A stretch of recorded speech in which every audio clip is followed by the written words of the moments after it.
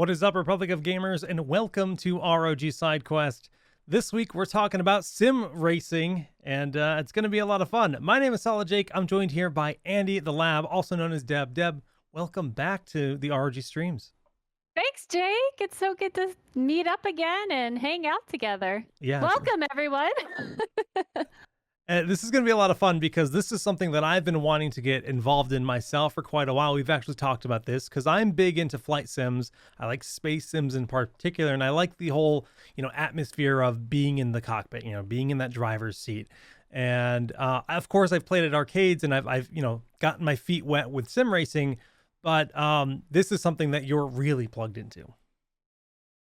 I have gotten plugged into it, which at some point I'd love to hear from your experience from a flight simulator standpoint, because that's very intriguing to me. But I got into sim racing. It's less than a year. I really started, I guess you could say, entered my first competitive competition in August. And Okay. I'm an automotive journalist, as you know. I film and I review cars, and more or less when COVID started to happen and everything went down, I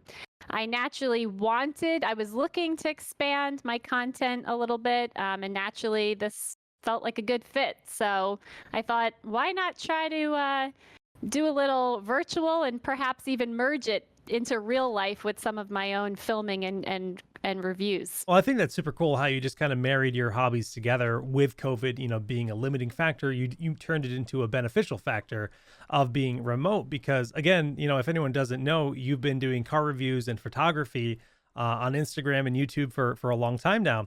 And with COVID, you got into PC building and doing some really cool custom PC building. You started as an amateur. Now you're way better than I am, I'll tell you that. And you build these gorgeous machines. And then, of course, with high-end PC gaming, you've got a lot of ROG gear. I mean, I can see, what is that, a 40? How big is that display behind you? I mean, that is a... We'll get to that. We'll get to that. Okay. That's a 65-inch display, which there's a kind of whole story behind that too. It's all part of the gear, I guess. Right. But as you're getting outfitted and you're building these cool machines and you're already into cars, well, guess what? There's this whole sim racing, community that's been around for a long time, but I feel like it's grown a lot due to the pandemic and due to things like, iNASCAR with all these iRacing events that are happening digitally. And we've got things like haptic feedback coming into play. I don't know if that's part of your setup, but it's definitely getting really cool. It is. And I think when I first kind of got into this journey, I didn't quite realize how big sim racing was. I mean, like you said, it's been around for a long time, but obviously with COVID, it seems to just have exploded.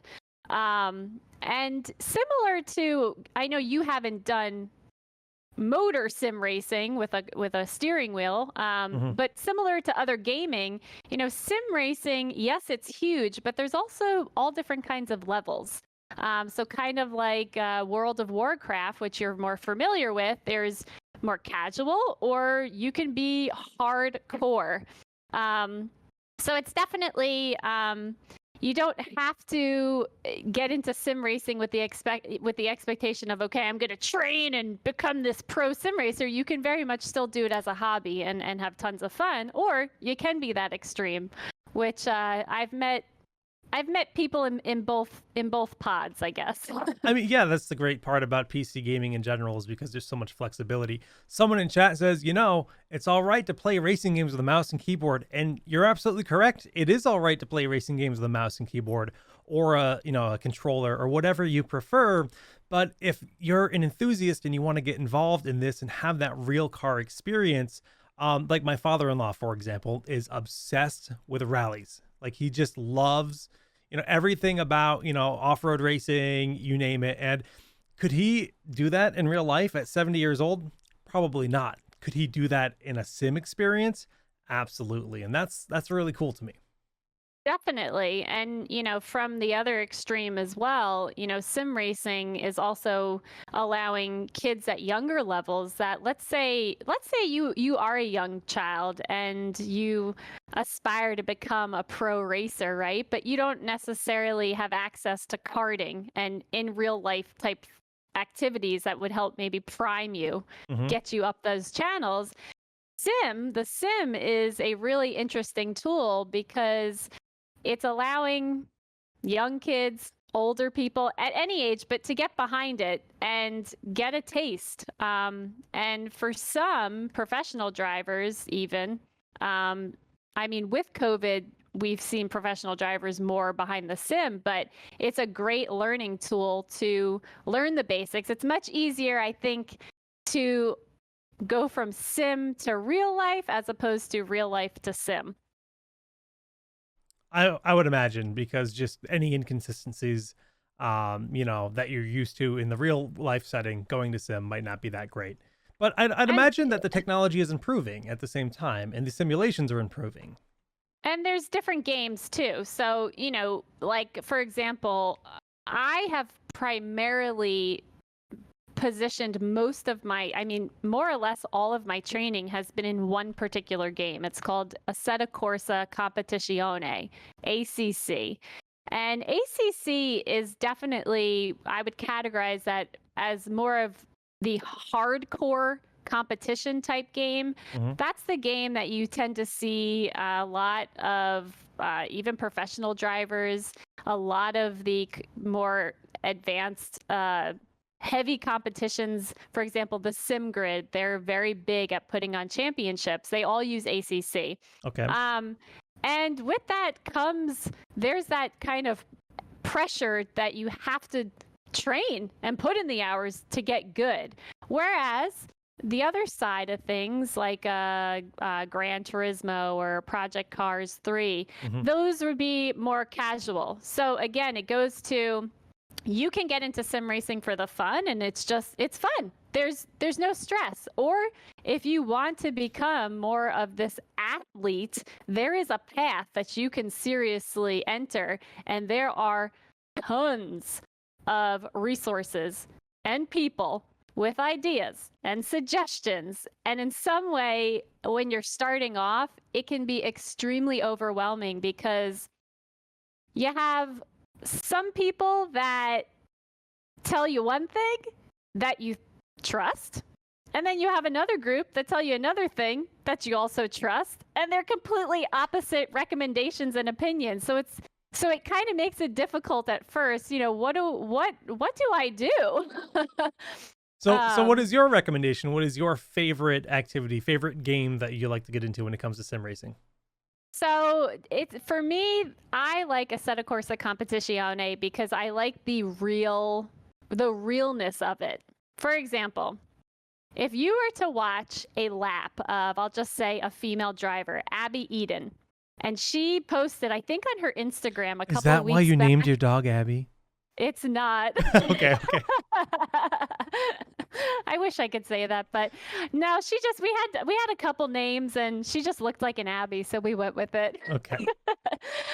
um but Abby, for example, she showed a lap in, like, you're sitting in like a front, field of view. You're in the car as she goes around Silverstone, which is a fabulous circuit in the UK. And that circuit also happens to be in Assetto Corsa Competizione.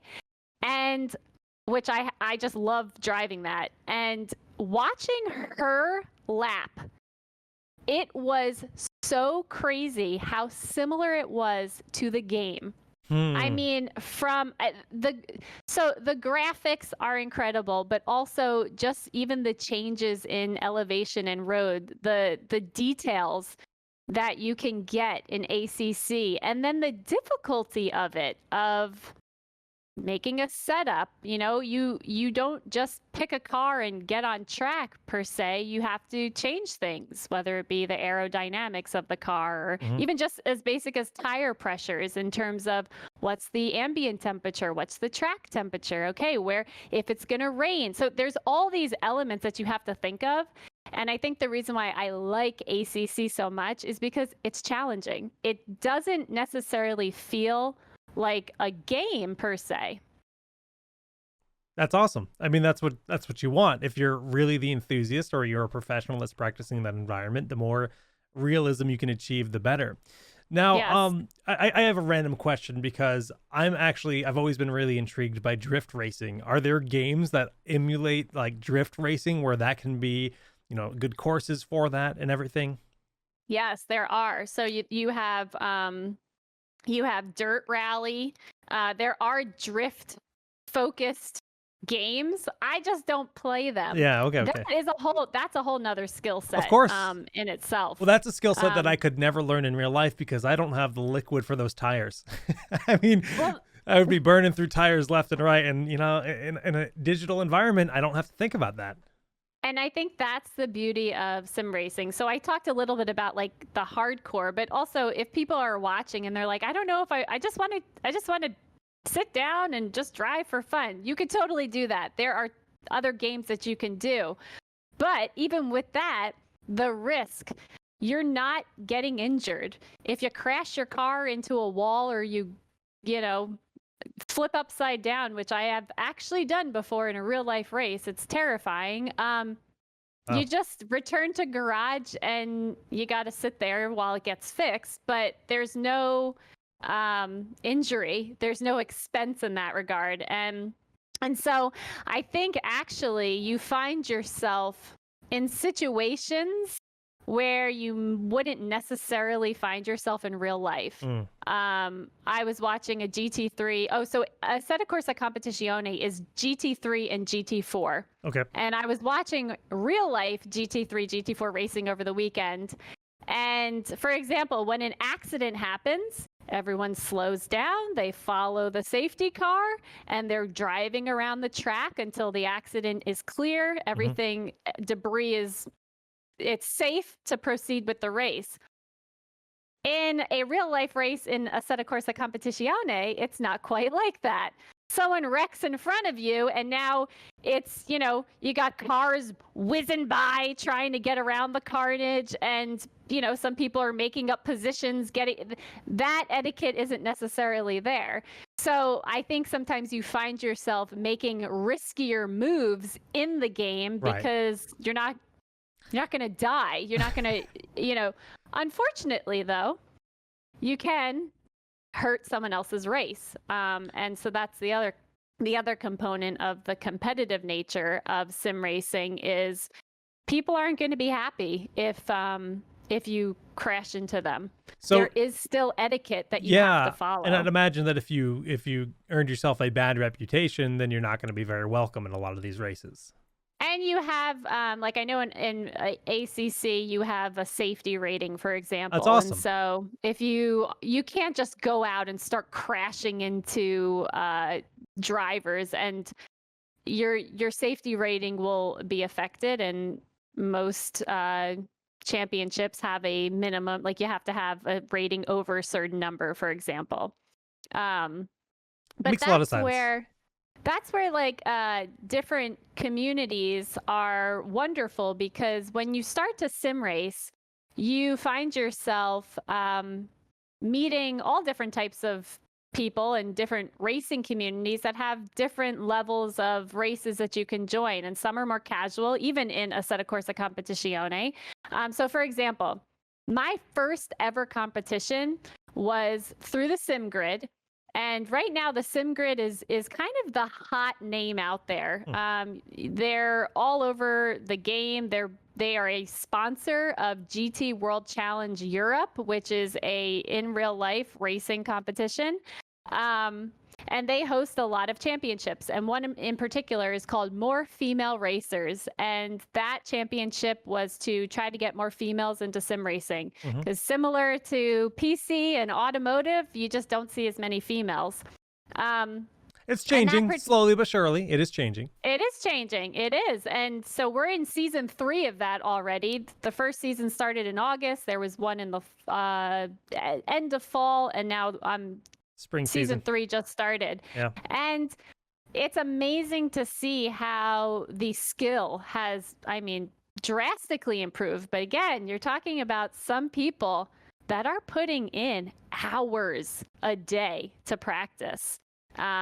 So there's a sense of, I mean, I played sports in college, and it is a very it's a very intense feeling of competition and pressure when you engage in races among some of those Yeah. I mean, compete with it's those just like people. esports, though. I Yeah, mean, it is an yeah, esport in its own right. The tools are a little bit different, but every esport has different tools in terms of controller, mouse, keyboard, you name it. This is a very similar atmosphere. And as someone who comes from an esports background, I was competitive for many years. Trust me, the pressure, the anxiety, the tension yep. you get competing, even just grinding ladder if you're really competitive with Overwatch or whatever game you're into. I'm sure you guys understand ladder anxiety or the anticipation of the start of the race. So it's 100%. it's really Yep. fun. It's really cool. Let's kind of talk a little bit about your setup and like how you got started, because I feel Yeah. like if I was to start, I would just order a racing wheel and pedals and then just clamp that to my desk and go. Yeah. Is that where you started? That's Or actually my first ever, was clamping a Logitech wheel to my desk. But I think before I go into this, can we mention the we giveaway absolutely that we can. This is the time. have? So Logitech is actually, I have an empty box I can actually, Jake, do you have any of the photos of from that? Okay. It's cycling. So there's a photo of the other setup that has it looks more like a foldable. Oh, that's it right there.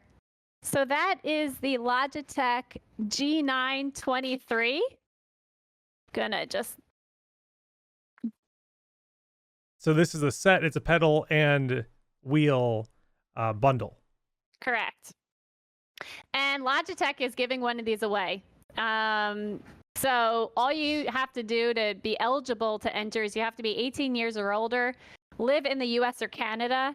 And if you click on the Gleam link, you'll see you just have to follow this Yep. Twitch channel and Logitech Yep. If you follow each of our and Twitches, you have a chance to win. So big shout to out to win. Logitech for, hooking us up for this partnership where we're Yes, giving thank away you to this bundle. Logitech. Yeah.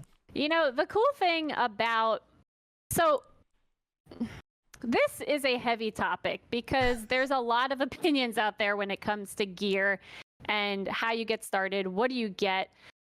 There's three main companies that you will tend to hear: Logitech, Thrustmaster, and Fanatec. Mm. Now, you may hear it pronounced as Fanatic. I hear both. 50% of the time I hear Fanatec.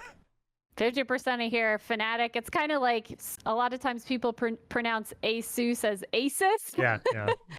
So I'm just going to call it Fanatec. Apologies if that's not correct. But so those are kind of the three names that you tend to hear.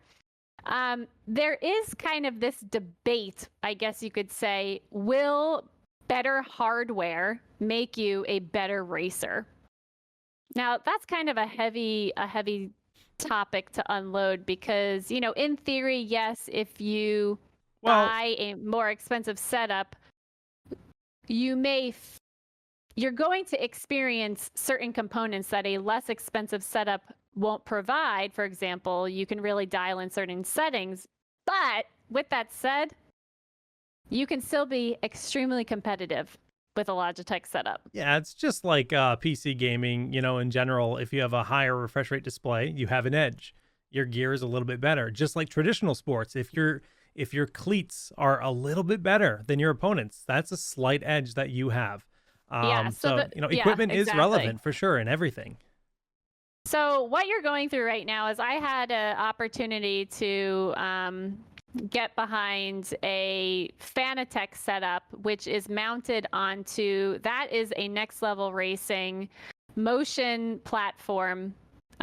What does motion And platform entail? so the platform, if you go back actually to that last picture, I'm it gonna looks like, I'm gonna figure out how to do that because it's so these that's just the chair, the GT track. Okay. So I started with that as well. But Okay. then I added a motion that right there. You see the two the platform on the front and the back that kind of look like an H, like two lines. Yeah. So that allows the seat to actually go side to side. Okay. Very And cool. you can, again, these are things that you can dial in, and I have it set very minimal, because one thing that I've learned is, again, you can have a fancy setup. It doesn't mean you're all of a sudden going to be, oh my gosh, this incredible driver. Now you have to tweak it, learn it. It takes months Yeah. because, again, going back to what I mentioned, you can talk to people that may have similar setups or wheels and things of pedals. Everyone has an opinion. And so you ask, well, how do you even know? It's tough. You watch videos, you read, you talk to people who you trust and respect. You're and speaking then my flight sim, experience, because it's and so it's much trial time. and error. Yeah, It's trial and error because everyone's going to have their own personal preference. So that's where something like the Logitech, right, which is much more pull it out of the box, plug it in, and play. There's Plug and play. really not exactly. You're not having to spend weeks and weeks. Okay, if I change the sensitivity here, or if I increase brake force there, you're not having to tweak as much. But it's also and it accessibility, makes it accessibility both in price and, of course, yes. in just, turning it on. If you just want to play, you don't want to go hyper enthusiast, you just want to make sure that you actually are into this kind of thing. You want to get started and like see if this is something that you want to continue to invest in. Yeah, that's the logical choice for sure. The logical choice. Definitely. And actually, though, if I could just tell you a story. So that setup that you saw, not this one, but the other one that had the Logitech wheel, that's on the Next Level Racing. It's a portable it's a portable sim rig. It kind of looks like a folding recliner type chair. Yeah, that right there. So that the GT Lite, you can technically collapse it, put it in a closet. Let's say you're limited in space, right? But the nice thing about that is you can mount the pedals and the wheel, so the pedals aren't on the floor. So because a more natural angle, yeah. Also, what I was finding when I first started and I had the Logitech set up on the floor is even with carpet and they have like a way to keep the pedals in place, I found I was a little forceful and the pedals were sliding away from my feet as I was engaging the brake and the throttle. Yeah. So the nice thing about having a rig, which we'll call that seat a rig that you can attach pedals and a wheel to, is that everything's attached. It's not moving. Right. But when I filmed that video, that was the first time I tried that wheel, the Logitech G29, the one that we're giving away. And even though it's less expensive than, let's say, my Fanatec wheel, I matched my lap time. I was training for a race around Silverstone, actually, during that video. And within my second lap, I matched my lap time that I had done on that rig. Wow. So it goes to show a few things. Okay, yes, you can pay to have a more fancy setup that's going to give you more options to customize. It may make it's going to feel more maybe immersive. That's the word I'll use. Sure. But it doesn't mean that you can't be competitive with something that's a little bit less expensive, right? And so even a lot of the people that I compete against in More Female Racers and other sim grid races that I mostly drive with have Logitech setups. And I'm going to be honest with you, they often place ahead of me. Yeah. So yeah, you could really be very competitive and have a fantastic time. And like you said, starting out, maybe you're not sure I think you're going to like it, but maybe you're not sure, Jake, like if you want to do just more casual, or maybe you're going to become like this next crazy sim racer that's like, oh my gosh, like the Drift King. Yeah, That's my whatever it dream. might be. There you go. So let's talk about immersion and how much of a difference having an ultra wide display like that is for the experience. Because I assume you've played with a traditional, just standard display as well. Yes. So actually, when I first got, so currently I'm using, this is just a big, which I'm not that picture, but if you go back to maybe the other setup, okay, yep, those were the earlier days. That was me trying to put it together, which took weeks and weeks and weeks. These are some really cool photos, though, I gotta say. Like, just seeing the whole process, how many pieces, streaming outdoors in So VR, that, that's cool. okay, that, yeah, which we'll get That's to. yeah, we'll get to that. Immersion is definitely a thing. It's So oh, originally, oh. that monitor right there, that's the XG49VQ. That is the one I originally had, but unfortunately, because of, and it's kind of hard to show right now, but based on how that traction that we just talked about, the thing that moves the chair from side to side, As it based on swivels. how that platform is, I was not able to move the monitor closer to where I was sitting. I see. So the monitor was great, an ultra wide gaming monitor, but it was too far away and I physically could not get it close enough. So I was finding that my eyes were killing Yeah, me yeah, yeah. because You wanted you it just wanted an even bigger display. So ideally. So because I can't get it close enough, I have a bigger display. So that's the PG65UQ. It's a 65-inch display, 4K at 144 hertz.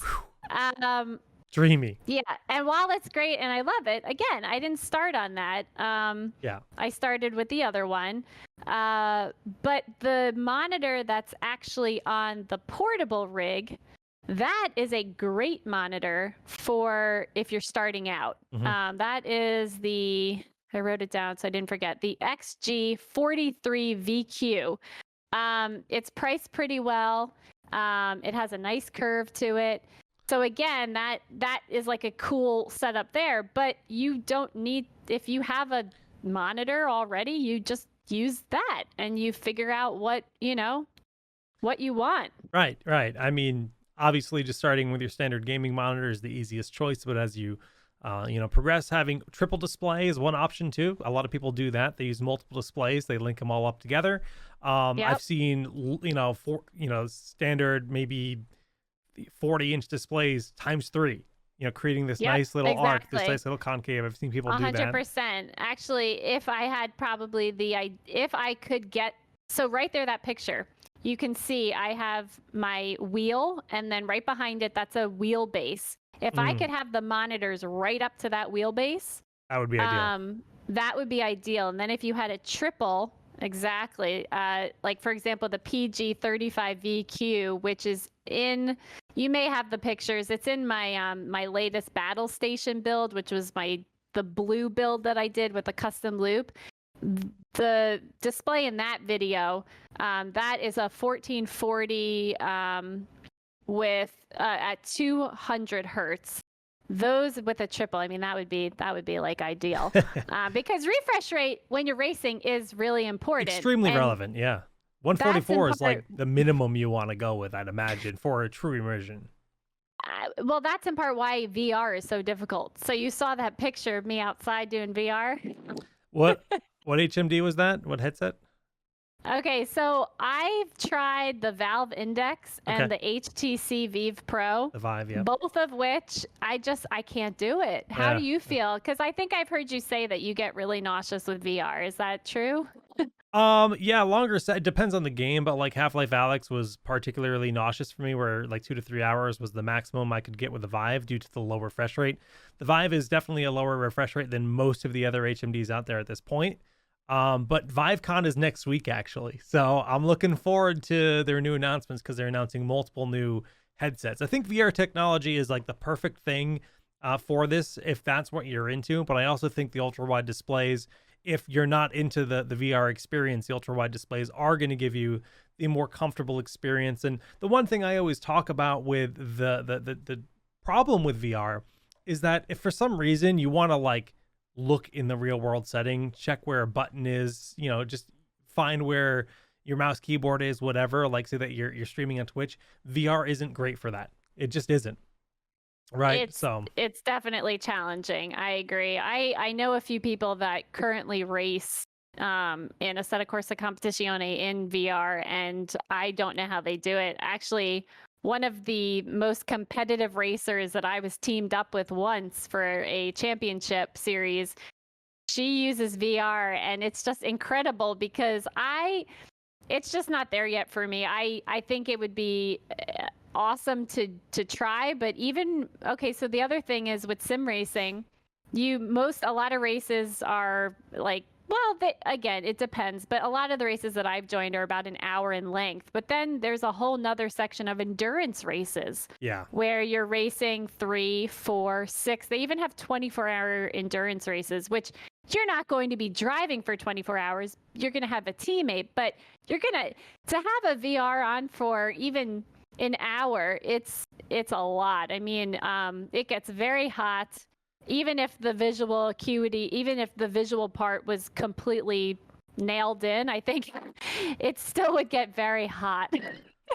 Yeah, it's interesting though, because it depends on the experience. It depends on the person. Some people are fully happy to be plugged in for hours at a on end, but Yeah. other people aren't.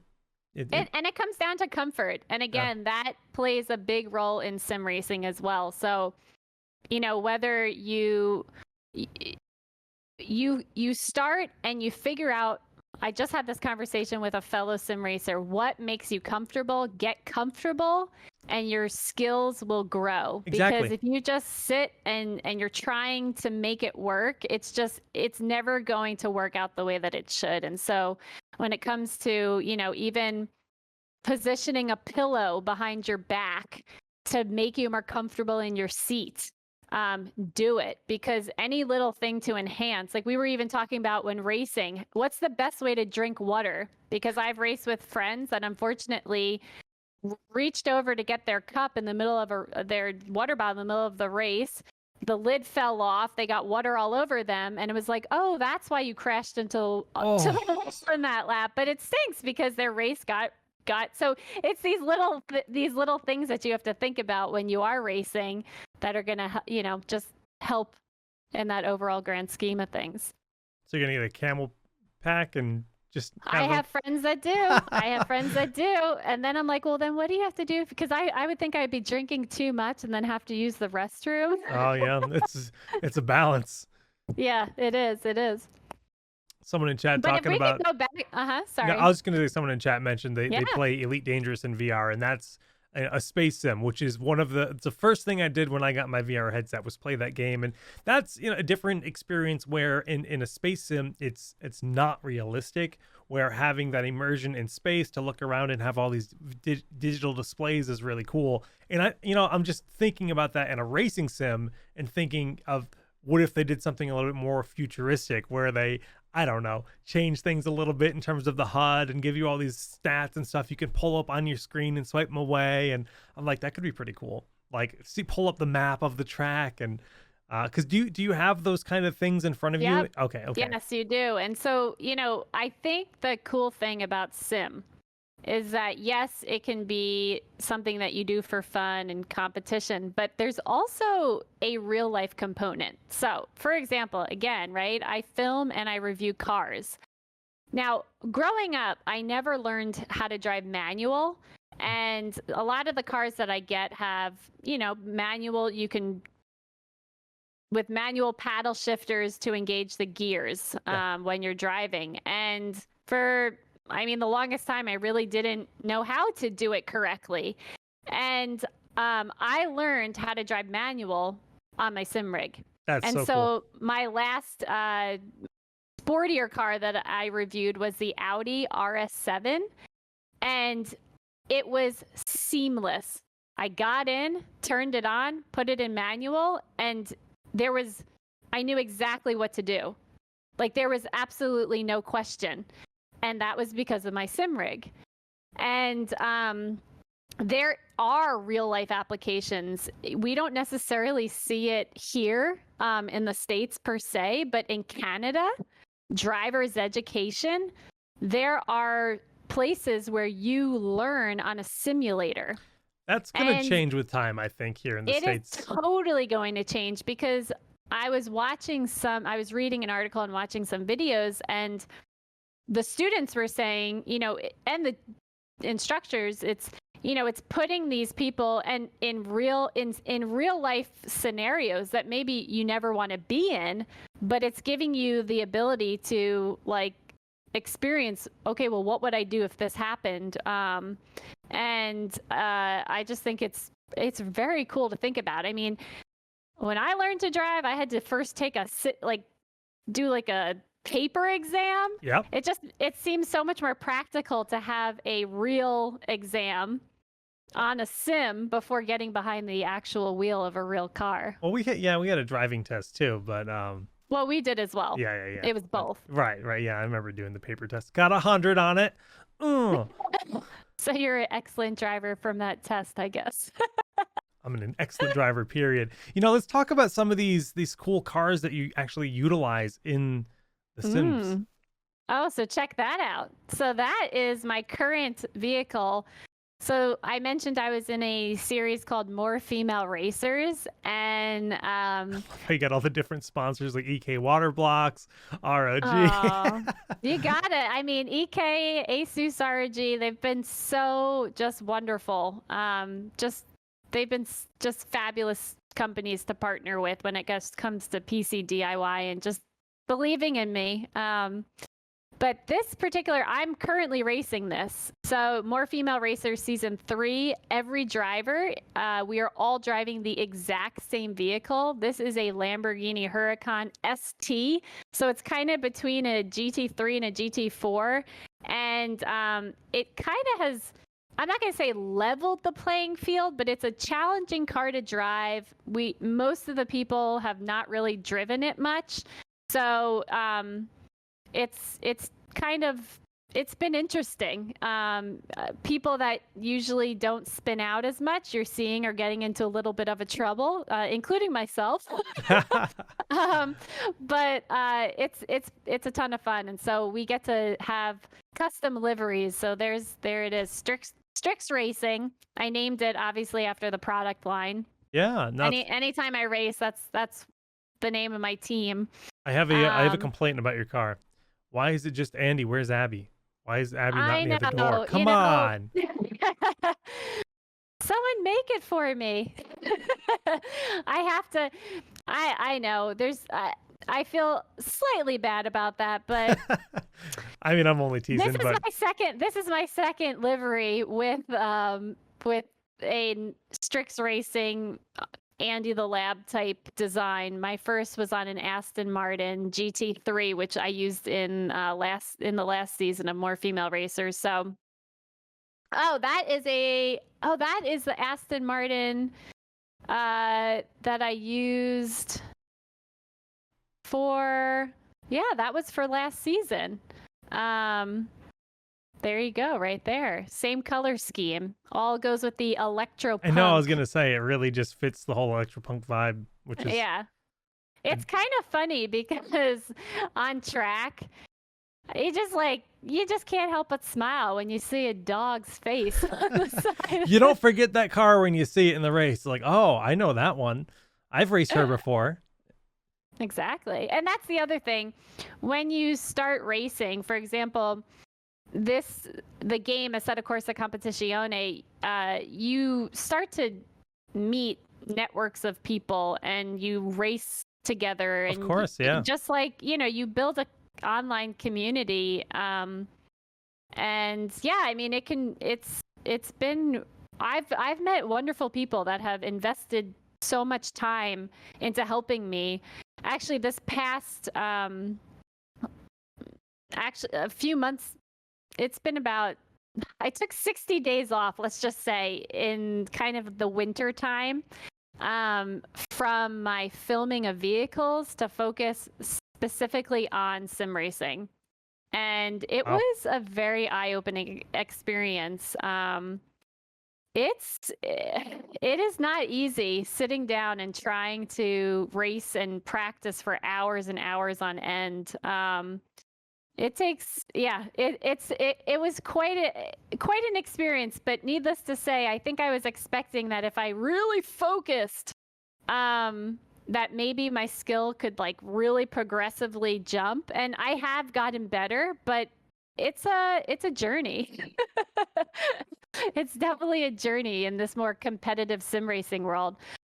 But It's a grind like anything else. Any skill set, takes yeah, practice. yeah. But actually, one really cool thing, going back to kind of the real life to virtual. So GT World Challenge Europe, I mentioned that earlier with the SimGrid being a sponsor. But that's currently going on right now, and they have literally integrated sim racing into the actual real life motor racing schedule. So for example, every race that they have, there is a sim racing component now to it. And based on the results of the sim race, that gets factored into your team's score. Wow. Yes. So, Assetto Corsa Competizione is the game that they're using. Very cool. But I think this is going to be very interesting because Forza is coming out with Forza Motorsport, and the graphics look insane. And I think we're going to see companies that are going to they're going to want to be the face of some of these competitions. And so when GT World Challenge, there's also a GT World Challenge America. It'll be interesting to see next year if they include a sim racing component to it. Now, right now, they're taking a real life driver, and they are the ones sim racing. It's not a necessarily pro sim racer that's coming on to the team. Currently it's a real life driver that does the sim racing. It's cool though. So Yeah. yeah. No, it's like you said,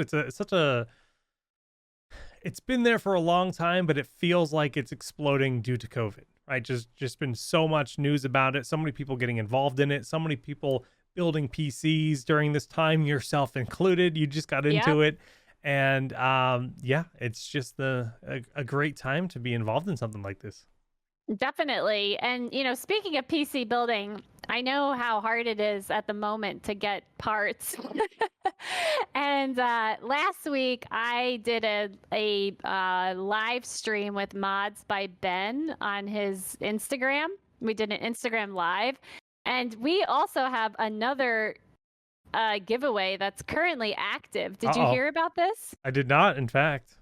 Okay, so this is kind of fun. We are giving away this 3060 Tough Gaming 3060 RTX Ti 3060 Ti. Wow, yeah, And the way that you enter is you get brownie points for creativity. Ooh. So if you were Jake, I don't know if you've ever listened to the Asus song on YouTube on how to like pronounce Asus. I haven't, Asus but I'm intrigued. for all of us. Oh gosh, if I start to sing it, it's gonna be stuck in your head. So if you go to YouTube and you just type in Asus song, you're most likely will see a song and it's like Asus for all of us, Asus for all of us. And there's all these lines, but we put out basically the giveaway is this. You have to do something creative. So you can remake the song, which someone remade the song already. It's hilarious. It was such a great entry. You could do anything. You could bake a cake with a Asus ROG logo. You could do an interpretive dance. The point is, whatever you do, you have to write hashtag Asus for all of us, ASUS for all of us. And after we get a bunch of entries, we're going to pick our top 10 favorite, and whoever is the favorite wins that GPU. Awesome. So you're rewarded for creativity. So again, 3060 today Ti, yeah. Yeah, 3060 Ti and tough. Yes, Tough Gaming. So that's that. But the giveaway today that's also super exciting is the Logitech. Show it off again. You Okay. got boxes everywhere, just like your build photos we saw. Boxes I everywhere. know. We have And this is the Logitech. What is the model? I can't see it. it's the G923. G923. Yep. Yep. Wheel and pedal combo! Exclamation mark giveaway in chat to get the link for that. How do they get to the actual the other giveaway 3060 Ti? It's just a hashtag on So the Instagram, on other Twitter. so Like, yeah, what's the so medium? yep, so the other giveaway, it's on Instagram. Okay. So all you have to do is post something creative with the hashtag ASUS Yep. for All all of of us, and you're automatically entered. You don't even have to follow. You don't have to even follow us. Just use the hashtag. And again, extra brownie points for creativity. You better follow those accounts. So yeah, Yeah. No, this is cool. This is cool, and I like the insight you gave me today, just in terms of accessibility. How hard should I go on my equipment? I tend to shoot for the moon and go for the fanciest things. But now I'm like, this Logitech setup looks accessible, so might be the good starting point rather than it is, and this building a whole particular rig. wheel has the integration of their True Force technology. So Oh, okay. So there's some feedback. there is some feedback. Now it's not going to be anything like you're going to get on a Fanatec wheel, for example. But yes, you will have some feedback for sure. And it's easy to use, and for the masses and the people that sim race, it's loads of fun. It's way more fun than using a controller. You have an Yeah. actual pedal and wheel, a pedal and wheel. Yeah. So, Yeah, no, like I said, I'm already into flight sim, so I get that. Yeah, so I mean, after doing flight sim, so for example, after you do a race in ACC and you kind of start honing in your skills, I mean, when you get into a real life car, obviously you're not going to all of a sudden be this amazing real life race car driver, but there's a lot of similarities, even in terms of just, again, when it comes to car setups and things of that such, that when I go on a track, which I plan to do this summer, it's not going to be completely foreign to me per se, right? A flight simulator. Tell me about that. I mean, well, I mostly do space sim, which is very much fantasy in that setting. They don't handle like traditional planes, and like a traditional airplane, you'd have rudder pedals that are for rolling your plane, right? So your right foot would make you roll to the right, and your left foot would. I don't treat it that way. I treat it like a car, where my foot pedals are acceleration and then reverse acceleration, and then there's space brake, because again, this is fantasy. And then I play with dual pedals. But this is combat. This is flying around in outer space, flying onto planets. Atmosphere changes things. It's a whole different experience as a whole. But I play games like, well, May the 4th be with you, everyone. It is in fact yes, that's right. May the 4th, and I play Star Wars Squadrons, where you can really customize exactly how you want to control this. You can use I use dual flight stick and pedals. So it's a lot of fun. It's definitely not that similar to a racing sim, except there are games where you can do flight racing. And there are modes where you can do this, and a lot of it's managing your acceleration and your max speeds, and hitting the turn at the right point. This is more flying through rings than an actual racetrack. It's a little bit different because it's five dimensional, but it's fun. Yeah, but I mean, very similar with the sim racing component too, nailing your lines and, avoiding certain sausage curbs so you don't get flown up in the air or, spun around and hit into a wall. But yeah, I think the big takeaway when it comes to sim racing is there is a lot of resources out there that you can watch and learn from. And yeah. I am much more of a fan of starting off with something that's more simplistic, not so over the top, learn, and then see where you go. Maybe you're just happy with that, and you don't need to do all these crazy upgrades, and because that's not where you're going. You have to, and then because obviously budget comes into play, but you also have to think of space too. Not everyone has the space to have a whole separate rig set up somewhere. So you have to kind of think about that as well. That's a good point. Yeah, definitely. But I think the Logitech wheel is a great wheel to for you, Jake, especially if you're like not sure if you're even gonna like it. Well, I think I'm Yeah. gonna end up building a big space sim rig, and if it's something that I can just clamp onto it and then remove it, and then that's pretty appealing to me. So, yeah, yeah. Wait, chat's asking if you play Warcraft. I don't, Okay. you I don't know, know why I they started talking about World of Warcraft randomly. They're like, not really. okay.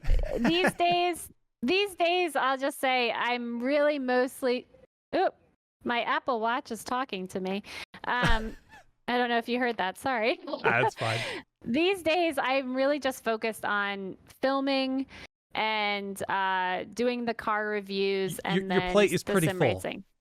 And then the PC DIY, which you gotta love it. PC DIY. I just built 2 PCs for one One of Shot our Girl. Yeah, ACs. Yeah. yeah, yeah. Very cool. You can Yep. see those on her Instagram. If you guys want to see some gorgeous builds in general, follow Andie the Lab on Instagram, on YouTube, on Twitter, because I mean your content is phenomenal. Like there's Oh, thank nothing short you. of it.